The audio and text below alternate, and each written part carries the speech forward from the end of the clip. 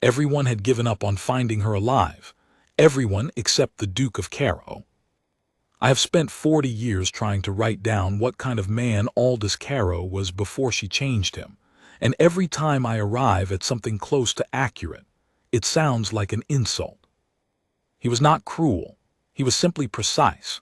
He ran the Northern Railway expansion the way he had run military field operations in his younger years, with an economy of motion that left no room for sentiment, hesitation, or the soft human business of wondering whether a man had earned his position through merit or through suffering. He believed in both, in equal proportion, and he trusted neither. He trusted evidence, and he trusted results. I had known him for 22 years when the winter of 1817 arrived, and in all that time I had seen him pause, genuinely pause, the way a man does when something has reached him, exactly twice.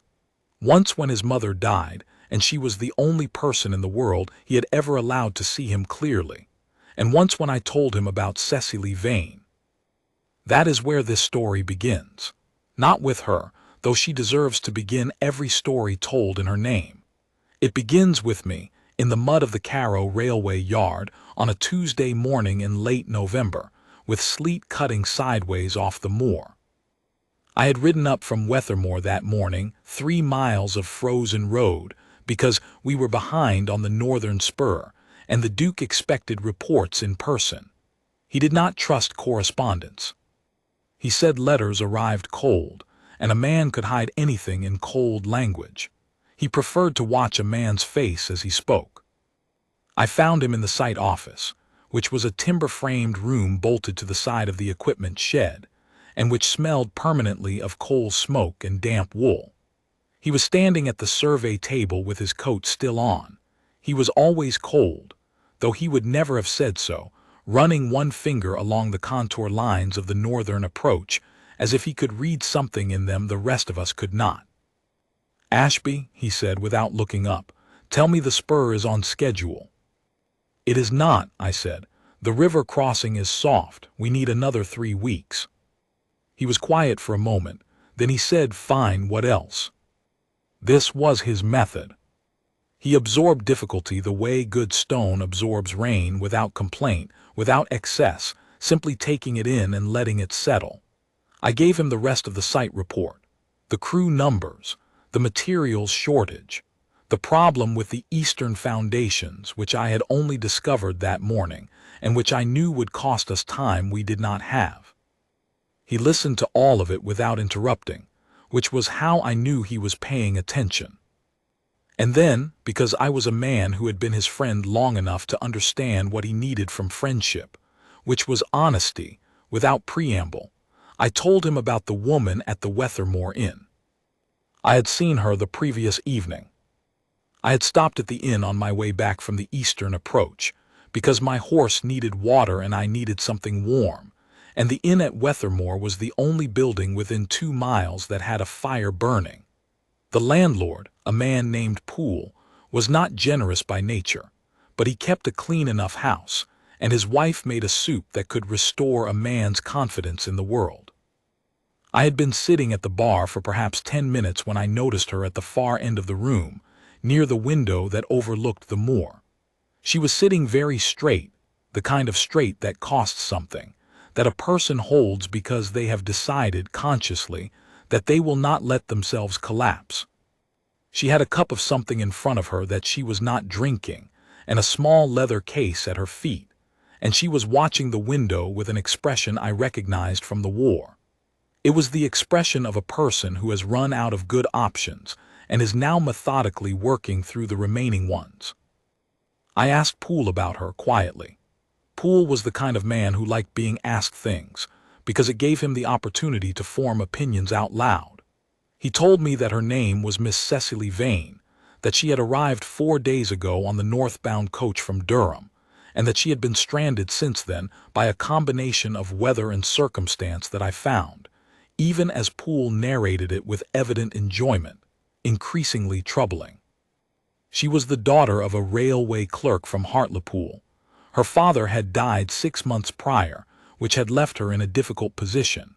She had been traveling north to a situation that had been arranged for her as a housekeeper's assistant at an estate near the border. It was not a grand situation, but it was respectable, and it was something. The problem was that on the second leg of her journey, she had been accused by a merchant named Coltwaite, a wool trader from York who had been on the same coach, of stealing a banknote from his traveling case. She had denied it. She had, by all accounts, denied it clearly and without hysteria, which Poole seemed to find almost suspicious in itself. But Coltwaite had made a formal complaint to the local magistrate, and the magistrate, a man named Harwick, who Poole described with a kind of reverent dread as a careful man, had told Miss Vane she was not to leave the county until the matter was resolved. The matter had not been resolved.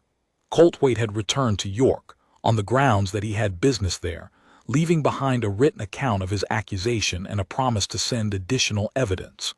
No evidence had arrived. The situation had been arrested. The position in the north had been filled by someone else in the interim, and Cecily Vane had been sitting in this inn, with a finite amount of money and a rapidly diminishing number of good options, for 4 days. I told Aldous all of this standing at the survey table, with the sleet still on my coat. I told it plainly, the way he preferred things told, without embroidering it into something more dramatic than it already was. He listened. He continued looking at the map while I spoke, which was not indifference. I knew him well enough to know he only looked away from something when he was working hardest on it. When I finished, he said nothing for a moment. Then he said, "Is she well?" It was not a question quite.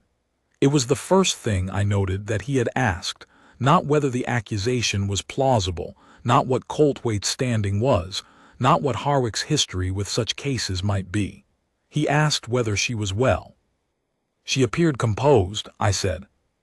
"But she has been sitting in that inn for 4 days with no resolution and no support, and the weather is closing in." He was quiet again.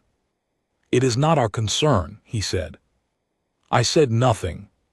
He looked up from the map then, and looked at me, and I held his gaze without comment, because I had learned that was the most effective response to his less convincing statements. After a moment he said, "Find out what you can about Coltwaite."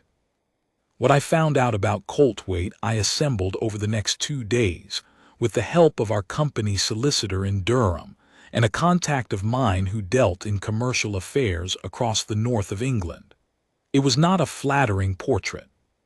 Silas Coltwaite was 54 years old, moderately prosperous, and possessed of a reputation in trade that was technically clean, but in practice built on a series of small aggressions that had never individually risen to the level of legal complaint.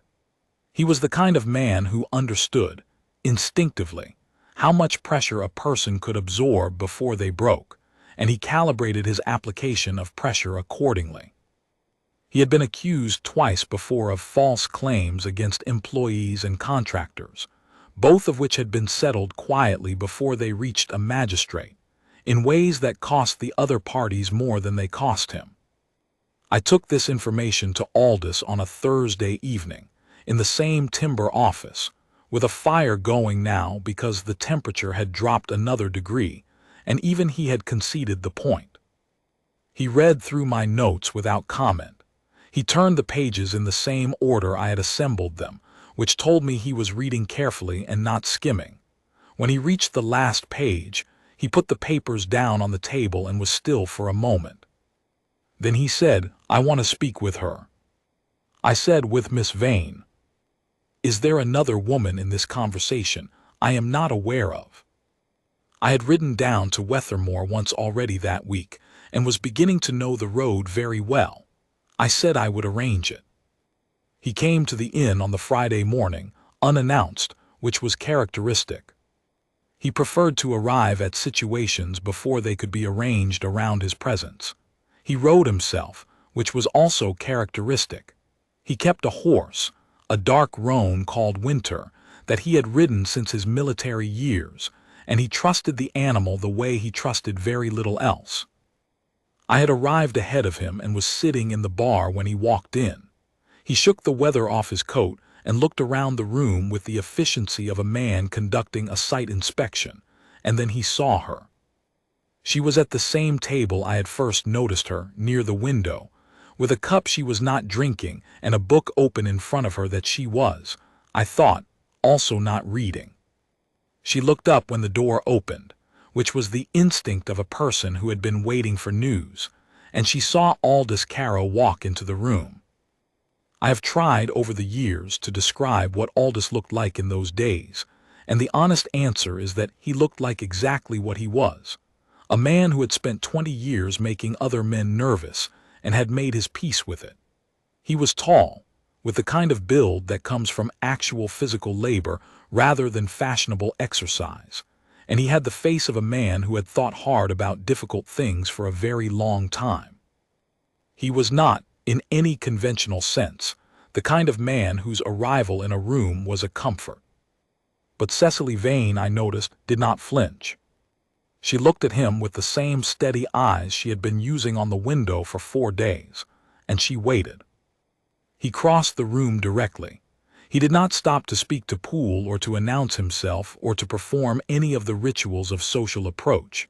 He pulled out the chair across from her and sat down, and he said, "Miss Vane, I am Aldous Carrow. I have some questions about Sela's colt weight, and I would appreciate direct answers." She said, "I have been giving direct answers for 4 days, Your Grace. I have not yet found anyone who found them convincing." He said, "I am not looking to be convinced. I am looking to understand what happened." There was a pause. I watched her decide something. I could see it happening, a small internal recalibration, the way a person adjusts when they encounter something they had not expected. She said, "Then ask." He asked. He asked carefully in the organized way he did everything, moving through the sequence of events with the methodical attention he brought to survey reports and engineering problems. Where was she sitting on the coach? Who was near Coltwaite's case? What had she said when the accusation was first made? How had Coltwaite responded to her denial? What exactly had Harwick told her, and in what words? She answered all of it. She answered without elaborating, without appealing for sympathy, without the careful softening that people often employed when they wanted to be believed. She stated what had happened in the same order it had happened, and when she reached something she was uncertain about, she said so, rather than constructing a more favorable version. I watched Aldous listening. I had seen him interview engineers, contractors, site foremen, military officers, and at least 2 members of Parliament, and I knew his listening face. I watched it now, the slight angle of his head, the way his eyes did not leave her face, the quality of stillness that meant he was processing something at a rate that did not require external movement.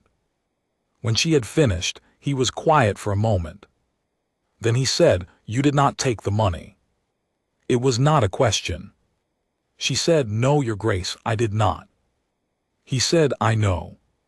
Coltwaite has done this before, to people with less ability to defend themselves.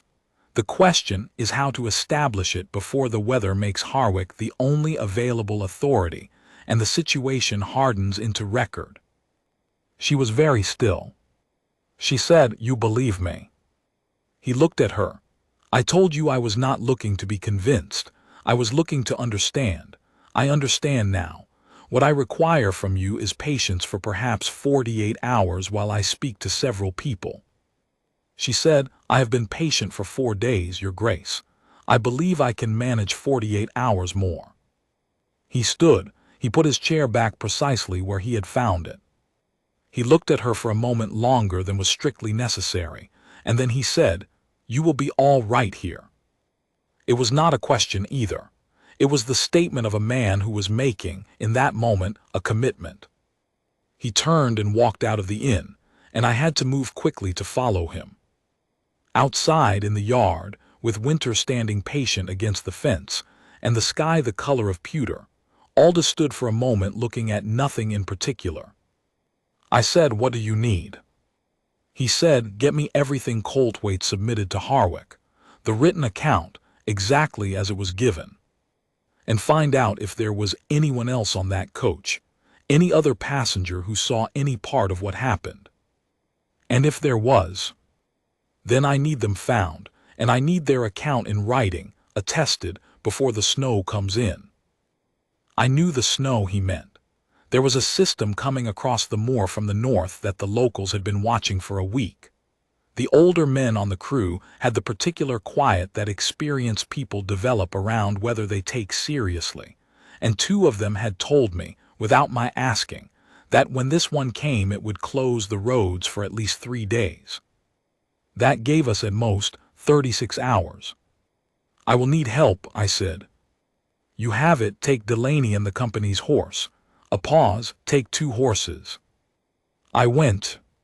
What happened in those 36 hours was the kind of work that Aldous Carrow was, in fact, extraordinary at, the systematic dismantling of a false account through the patient assembly of contradicting evidence.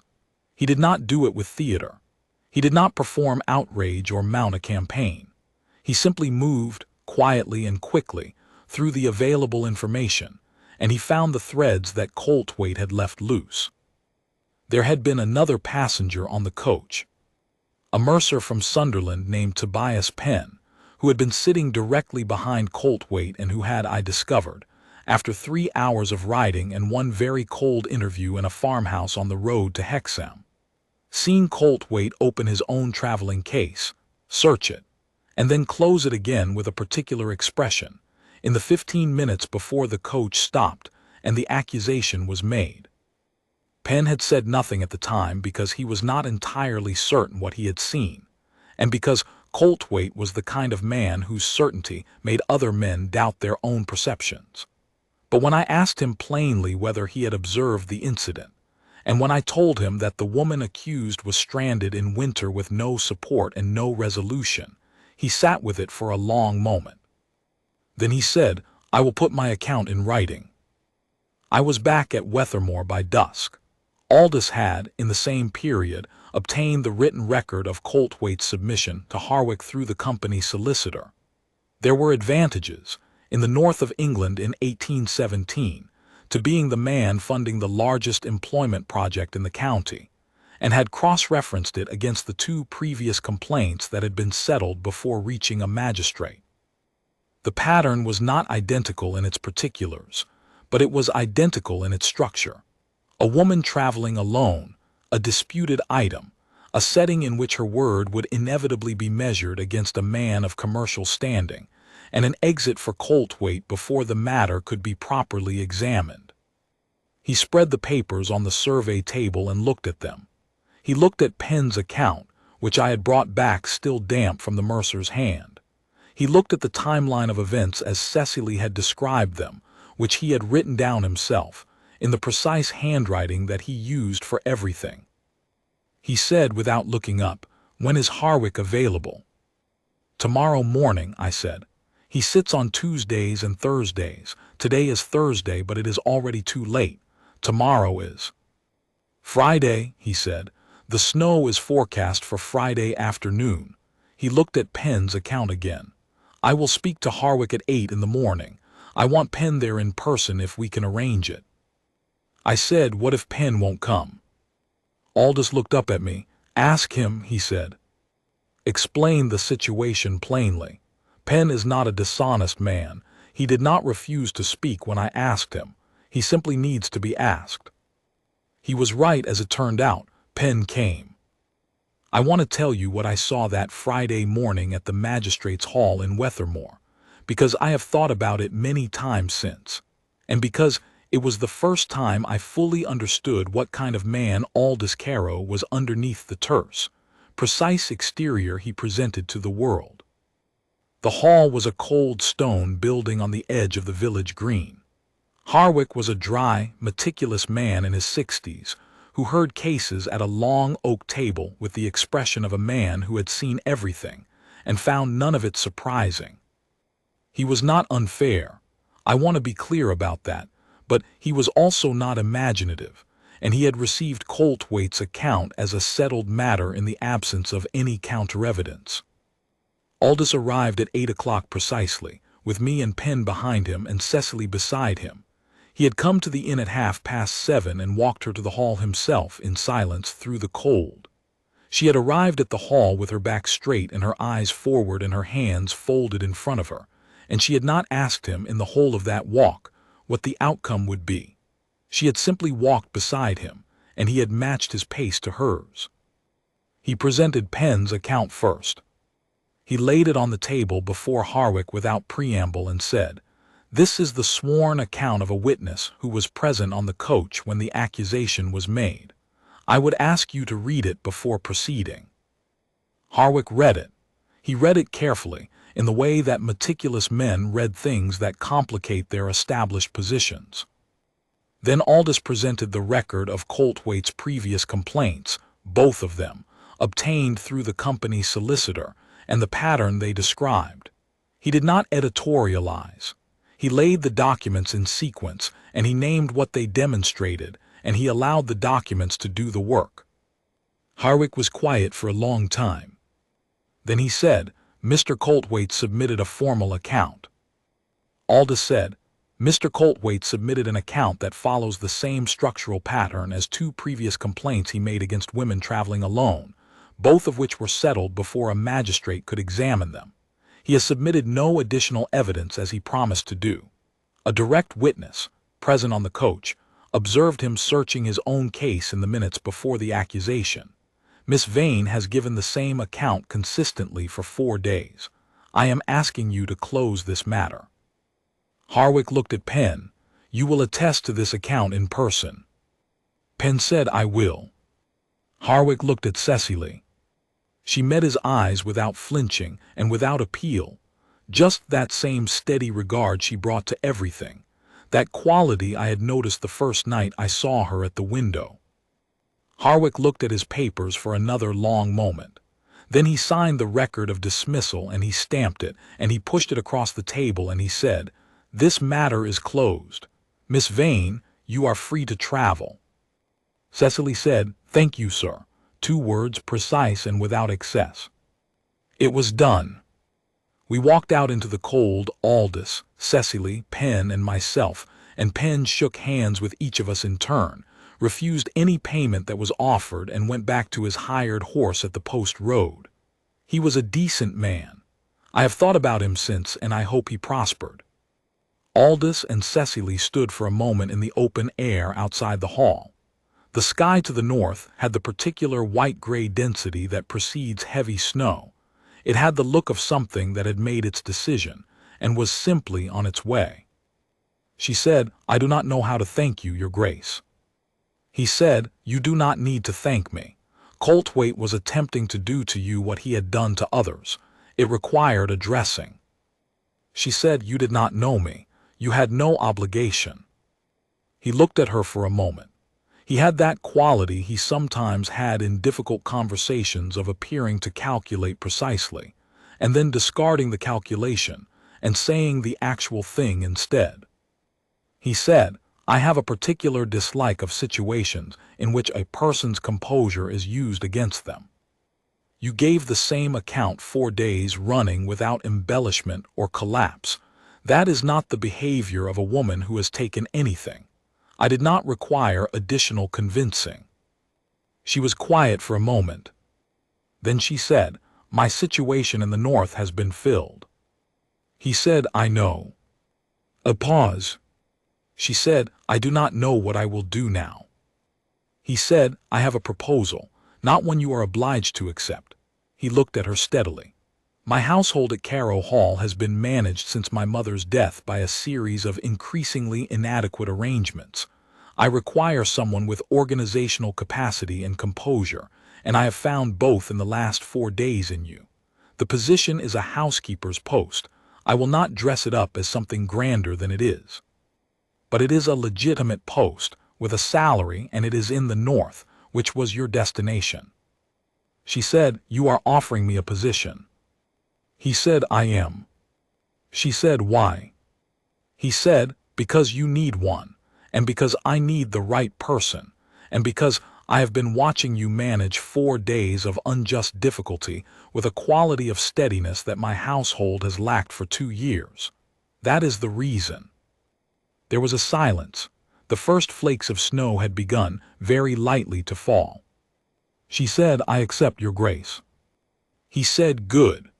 And then, after a pause that had a different quality than his other pauses, a quality I had never quite heard from him before, he said, "I am glad of it." I will pass over the weeks that followed quickly, because they were not simple, and because the complication in them was not external. It was entirely internal, and it belonged to Aldous, and he would have hated me for narrating it. What I can say is this: he had made her a professional offer, on professional grounds, and he had believed it when he made it. The problem was what happened at Carrow Hall in the weeks after she arrived. She was, as it turned out, exactly as good as he had assessed she would be. Within a fortnight, the household, which had been running on a kind of organized inertia for 2 years, held together by the effort of the remaining staff and the goodwill of the county, was running properly. Not ostentatiously, not with any great performance of reform. It simply began to function, the way things function when someone who understands them takes hold with quiet authority and does not require recognition for the fact. The staff liked her. The staff, who had been skeptical, liked her within the first week, which told me something important about her. The skepticism of household staff is a reliable instrument.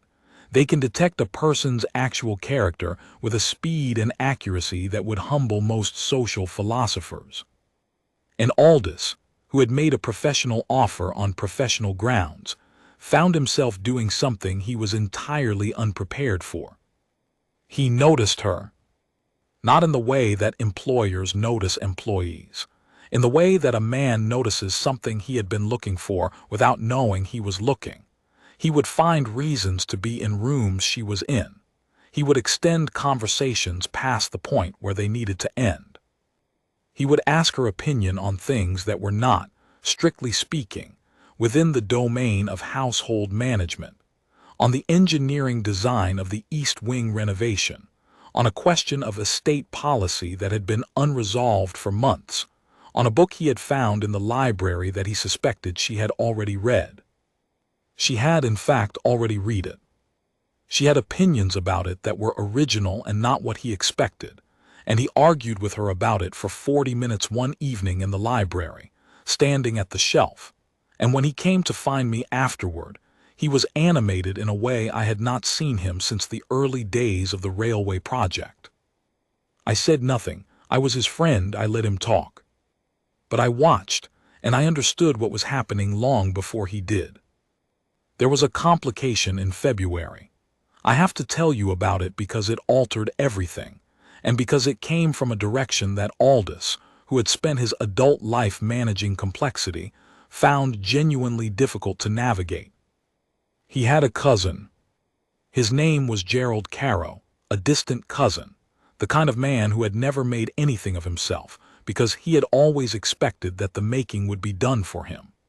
Gerald came to Carrow Hall in February, ostensibly to discuss an inheritance matter that I will not bore you with, and stayed for 3 days because Aldous, whatever his other qualities, had a deep-seated obligation to family that he could not bring himself to simply override. Gerald noticed Cecily in the way that men like Gerald noticed women, which was to say, with an assessment of available advantage. He was not violent. He was not crude. He was the specific variety of well-dressed, self-assuming man who believes that any woman in a position of service is, by definition, a position of availability, and who exerts his assumptions through a sustained, smiling, plausible pressure that is very difficult to name and nearly impossible to formally complain about. He spoke to her too long. He stood too close. He asked her questions about herself that were framed as interest but were, in their texture, something else. He did it in the way of a man who has calculated exactly how much he can do and remain within the defensible bounds of social behavior. I saw it. Some of the staff saw it. And Aldous, who saw most things and who had been paying a particular kind of attention to Cecily Vane for 2 months, saw all of it. He said nothing immediately. This was not indifference. This was Aldous Carrow identifying a situation, assessing its dimensions, and preparing a precise response. On the third evening of Gerald's visit, after dinner, when Gerald had followed Cecily into the corridor on the pretext of asking about the arrangements for the morning, I was close enough to hear, which was not accidental. Aldous appeared at the end of the corridor. He said, "Gerald." Gerald turned. He had the expression of a man who had been interrupted in something he considered his right. Aldous said a word. He said it quietly. He did not raise his voice. He did not make a scene. He simply said it, and the quality in his voice, the particular flat certainty that I had heard him use once, years ago, with a military contractor who had attempted to alter the terms of a supply agreement after the ink was dry, made Gerald move away from Cecily and toward his cousin with a speed that was almost graceful. I did not hear what was said in the study. I heard the door close, and I heard the quality of silence that followed. Gerald left the next morning, citing a business matter in York, and did not return that winter. I found Aldous afterward in the east corridor near the library, and he said, without my having asked anything, "He will not trouble her again." I said no. He said she should not have to manage that. Not here. He said it as a simple statement of fact, and then he walked away, and I stood in the corridor for a moment thinking about the way he had said it, with a precision that was, I thought, no longer entirely professional. It was March before either of them said anything that was not professional. I want to be careful about how I describe what happened because it was not dramatic in the conventional sense. There was no declaration in a ballroom. There was no sweeping gesture before a watching crowd. Neither of them, I think, would have survived that. They were both people whose deepest things were quiet. It happened in the library. It was an evening in early March, with the first suggestion of softness in the air that is not quite spring, but is the thing that comes before it, a loosening, a thinning of the cold. Aldous had been working late, which was his habit, and Cecily had been reviewing the household accounts, which was hers, and they had converged on the library at the same hour without premeditation, because that is the kind of thing that happens when two people have been learning each other's patterns for 2 months. He was at the desk. She had a ledger open on the side table. They had been in the same room in a comfortable working silence for perhaps an hour when she said, not looking up from the ledger, "You went to a considerable amount of trouble in November." He said it was not considerable. It was necessary. She said it was considerable, Your Grace. Do not be modest about it, it does not suit you. There was a pause. I understand from what Aldous told me afterward, and he told me very little in the way of a man who is parsing something important, that he looked at her then, and she looked at him, and there was a quality in the look that had nothing to do with any professional arrangement. He said, "I want to ask you something, and I want you to understand that your position here does not depend on your answer. I need you to understand that before I ask." She said, "I understand." He said, "I have been looking for a reason to spend time in whatever room you are in for approximately 8 weeks, and I have been telling myself this was a matter of professional oversight. I have become aware that this is not accurate." She was quiet for a moment. Then she said, "I know." He said, "You know." She said, "I have been watching you find reasons to ask me about engineering plans and estate policy, and whether I have read books that you know perfectly well whether I have read, for approximately 8 weeks. You are not a subtle man, Your Grace, when you are trying to be." There was, I was told, another silence, a different kind. He said, "I am asking plainly, whether there is any possibility that—" She said, "Yes." He said, "I have not finished the question." She said, "I know what the question is. The answer is yes." I was not there for any of this. I assembled it from what Aldous told me, in pieces, over the following weeks in the terse, slightly stunned way of a man who has encountered something that has genuinely surprised him. What I was there for was the morning, 3 weeks later, when he came to find me at the site office and told me he intended to speak to Cecily about something more permanent, and he wanted to know whether I thought it was. He paused here in a way that was unusual for him, searching for a word, reasonable. I said, Aldous, you rode through the beginning of a blizzard to get a magistrate to clear her name. You removed your cousin from your household on her behalf, without anyone asking you to.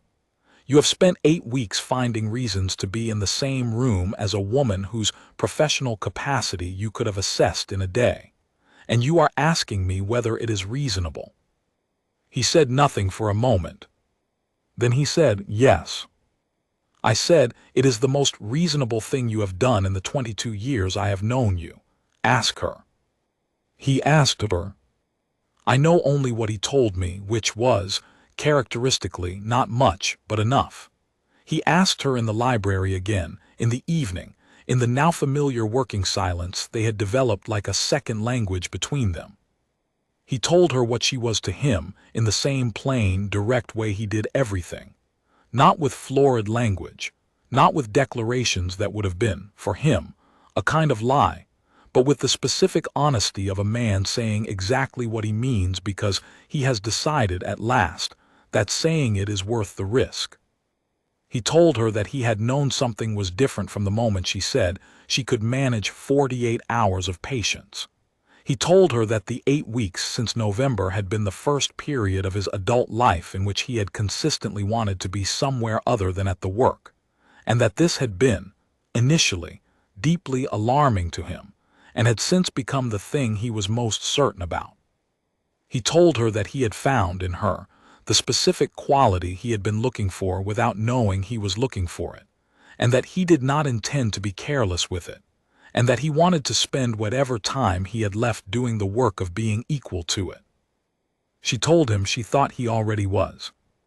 He told me this afterward in the site office with a quality of baffled warmth that I had never seen in him before in 22 years, and I thought, there it is.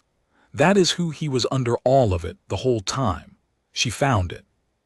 They were married in April, quietly in the small parish church in Wethermore, the village where she had sat for 4 days at a window, watching the moor and waiting for options that were not coming. He had asked if she minded the church, given what the village had meant. She had said she did not mind at all. She said she thought it was exactly right, that the place where the difficult thing had happened should also be the place where the good thing followed. Harwick was there. Penn was there too. I had tracked him down, because it seemed correct that he should be, and because he had played a small but necessary part in a story that deserved its full cast. The staff of Carrow Hall came, most of them, which told you everything about what had happened in the months since November. There were no grand gestures, no watching crowd to be amazed, no parade of people who had once dismissed her and now discovered their mistake. She did not need the witnessing of people who had written her off. She had never required their revision of her worth. She had simply known it herself, with a quietness that was, in the end, the thing that reached him. I stood at the back of the church and watched them, and I thought about what he had said to me in the site office, in the mud and sleet of that November morning. It is not our concern. He had said it, and then he had asked me to find out everything about Colthwaite, and ridden through the beginning of a blizzard, and sat with a magistrate at 8 in the morning, and given everything he had against a man who had done what Colthwaite had done before and expected to do again. It had been his concern from the moment I told him she was there. He simply needed 48 hours to understand it. I have been thinking in the 40 years since about what it means to be seen, not looked at, seen. Cecily Vane was a woman who had been in the world her entire life and had been looked at, assessed, categorized, and dismissed by most of it. Her father had loved her, and she had loved him, and when he died she had been left with a finite amount of money and a practical mind, and the necessity of making her own way in a world that preferred that kind of woman invisible.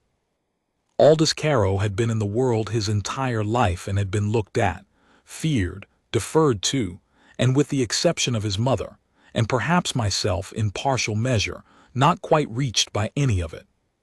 He had made himself precise and self-contained, because precision and self-containment were effective, and because he had not yet found the thing that made him willing to be otherwise.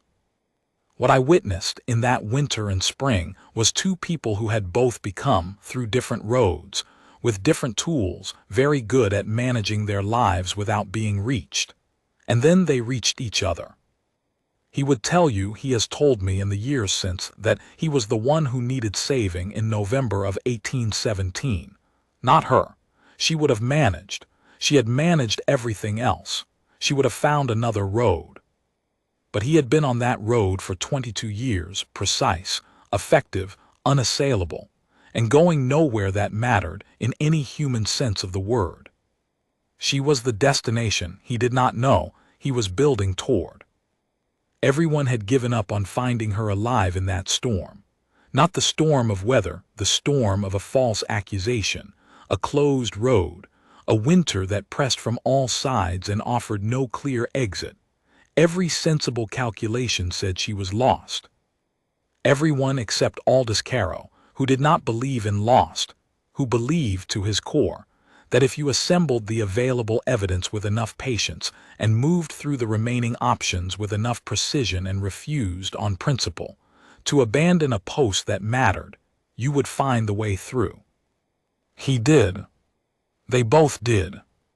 In the spring, in the small church in Wethermore, with the snow finally gone and the moor beginning its slow return to color, I watched him take her hand in both of his. The hands that had spread survey maps and written engineering reports and laid the record of a dishonest man's pattern before a careful magistrate, and hold it as though it were the most important thing he had ever held. She looked at him with those steady eyes that had seen every difficulty and not flinched, and she did not look away. I have never seen a man so certain and so grateful for it in all my years. It was, I have thought since, the best work he ever did,